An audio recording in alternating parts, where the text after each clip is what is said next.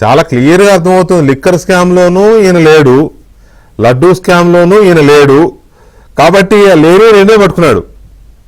ఎక్కడైతే ఇతని పేరు రాలేదో ఆ రెండు పట్టుకుని మొత్తం అందరినీ కట్టగట్టి లోపలికి దోసేద్దాం అనే దీంతో ఉన్నట్టున్నాడు. ఒక్క నిమిషం మాట్లాడండి. పరకామణి కేసులో మేమేదో ఆత్మహత్య అని మేమేదో మాట్లాడామని చెప్తా ఉన్నారు అన్నదానికి ఆయన ఇచ్చినటువంటి అత్యంత గొప్ప సమాధానం ఏంటంటే విపి గారు, అవునండి ప్రతిపక్షంలో ఉన్నప్పుడు మేము ఏదైనా మాట్లాడతాం, మాకు ఆధారాలతో పని ఏంటి, మేము ఏదైనా మాట్లాడతాం, ఏదైనా ఆరోపిస్తాం, మేము ఫ్యాక్ట్స్ చూసుకోవాల్సిన అవసరం మాకు లేదు, అందుకని మేము ఆత్మహత్య అనేసాం, ఏంటి తప్పని ఏం మాట్లాడాలండి ఇతని గురించి? అవును, మరి మేమున్న ప్రతిపక్షంలో ముందు గుండెపోటు అన్నారు, తర్వాత గొడ్డలు అన్నారు, తర్వాత నారాయణ అప్పుడు కూడా ప్రతిపక్షంలోనే ఉన్నారు కదా, అందుకని అన్నారు. కాదు ఇప్పుడు కాదు సార్, ప్రతిపక్షంలో ఉంటే ఏర్పడి ఇప్పుడు మేము 5 సంవత్సరాలు ప్రతిపక్షంలో ఉన్నాం సార్. ఏ రోజైనా మీరు ఇదే డిబేట్ లో మేము ప్రతిపక్షంలో ఉన్నప్పుడు మమ్మల్ని అనేక రకాలుగా క్రిమినల్ చేసి వదిలిపెట్టేవాళ్ళు. అందుకే సార్ ఆ పార్టీకి పాలించే సోయి లేదు, ప్రతిపక్ష సోయి కూడా ఉండదు. దీనికనే ప్రతిపక్ష హోదా కూడా ఇవ్వాలి ఆ పార్టీకి ప్రజలు. అదే కదా, ఆ రోజు మేము ప్రతిదీ ఆధారాలతో సహా మాట్లాడాం, కాగితాలు చేతిలో పెట్టుకుని మాట్లాడాం. ఇవాళ రవిచంద్ర రెడ్డి గారి ప్యానెల్లో ఉన్నారు. అనేక డిబేట్ లో మేము ఆయన గతంలో వైసీపీలో ఉన్నప్పుడే మేము ఎదురు చాలా ఫియర్స్ గా మేము ఇద్దరం వాదించుకునే వాళ్ళం. కానీ ఆన్ బేసిస్ ఆఫ్ డాక్యుమెంట్స్ నేను ఒక కాగితం చూపించి మాట్లాడేవాళ్ళని, ఆయన దానికి ఏదో జవాబు చెప్తా ఉండేవాళ్ళు. కానీ మేము ఆధారాలు లేకుండా ఏ రోజైనా మాట్లాడామా? ఇప్పుడు కన్స్ట్రక్టివ్ గా నిర్మాణాత్మకంగా ఆ రోజున ప్రభుత్వాన్ని ప్రశ్నించేవాళ్ళం. కానీ ఇవాళ ప్రతిపక్షంలో ఉంటే ఏది పడితే అది మాట్లాడతామండి, మాకు ఫ్యాక్ట్స్ తో పని ఏంటి అని అంత నిస్సిగ్గుగా మాట్లాడుతా ఉన్నాడు. ఇంకా వాళ్ళకి ఏం చెప్పాలండి? రైట్, ఒక్క నిమిషం పట్టాభి గారు. గఫూర్ గారు, ఇందాక నేను మీరు చెప్తుంటే ఆపాను. నేను తెలుగులో ఎక్కడైనా మీరు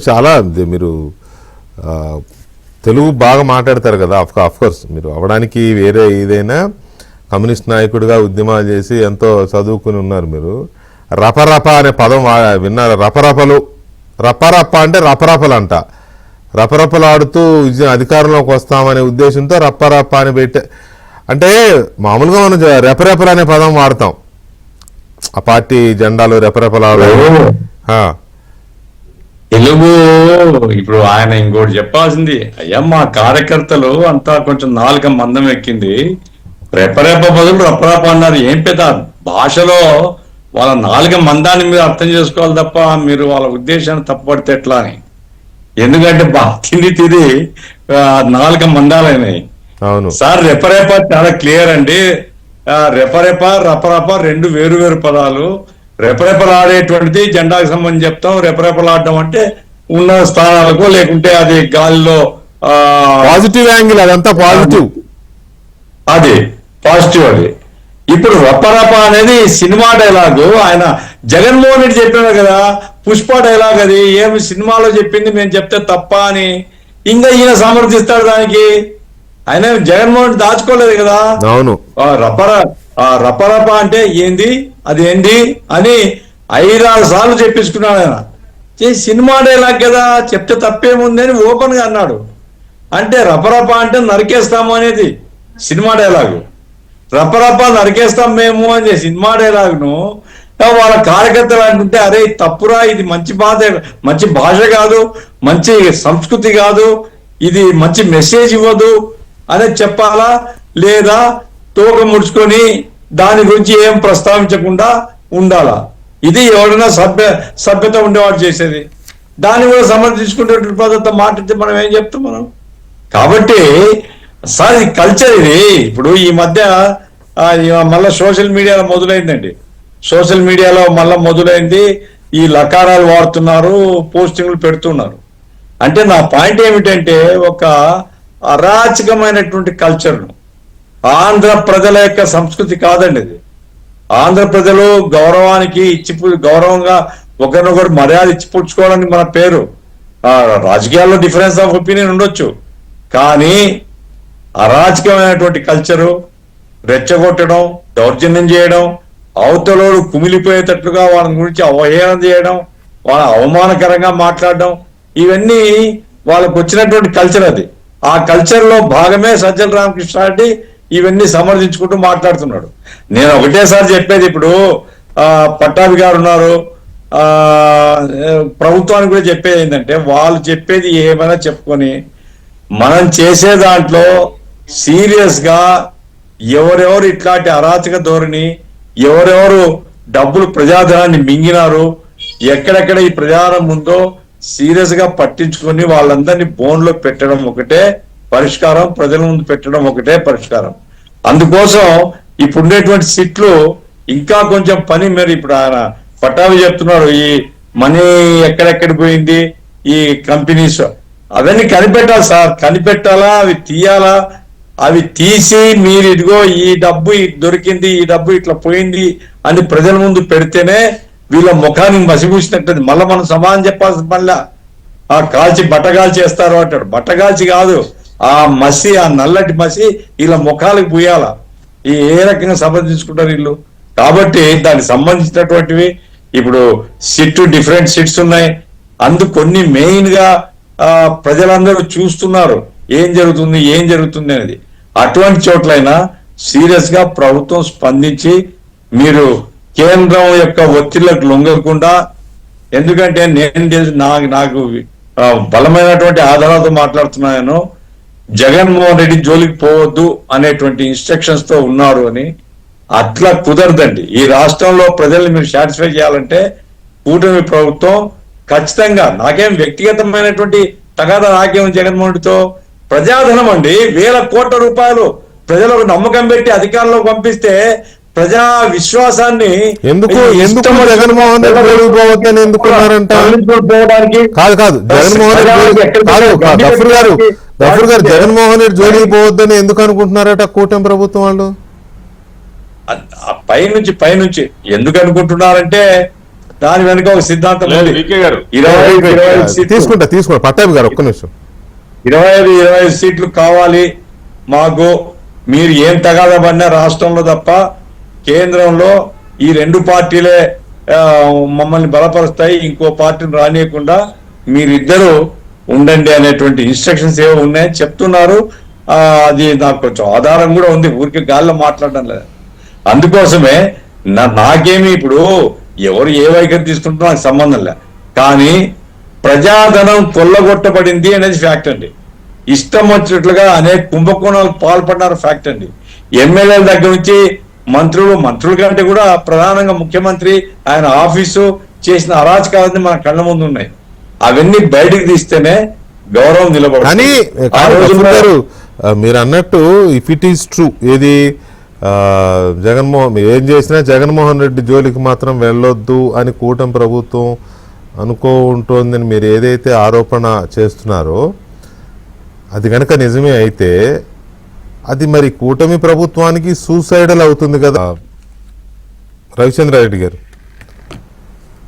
చెప్పండి, గఫూర్ గారు చేసిన ఆరోపణ కొంచెం. వెంకటకృష్ణ గారు, దాంతోపాటు మీరు ఇందాక ఒక చక్కటి మాట అన్నారు, అది తీసుకుంటా, ఏ కేసులో అయితే అది తీసుకుంటా కానీ జగన్మోహన్ రెడ్డి జోలికి వెళ్ళొద్దు అని కూటమి ప్రభుత్వం అనుకుంటోంది అనేది ఆయన ఆరోపణ. తన దగ్గర ఏదన్నా ఆధారాలు ఉంటే బయట పెట్టాలి. ఎందుకంటే కూటమి అంటే ఇక్కడ తెలుగుదేశం పార్టీ, జనసేన పార్టీ, పైన కేంద్రంలో ఎన్డీఏ లెడ్ బీజేపీ పెద్దన్న పాత్రలో పరిపాలిస్తున్న పార్టీ. ఇంత పెద్ద మీరు నేను చెప్పే దాంట్లో కూటమి అంటే మీ దగ్గర ఆధారాలు ఉంటే, అందుకే నేను బీజేపీ నుంచి రెస్పాండ్ అవుతున్నా గఫూర్ గారు.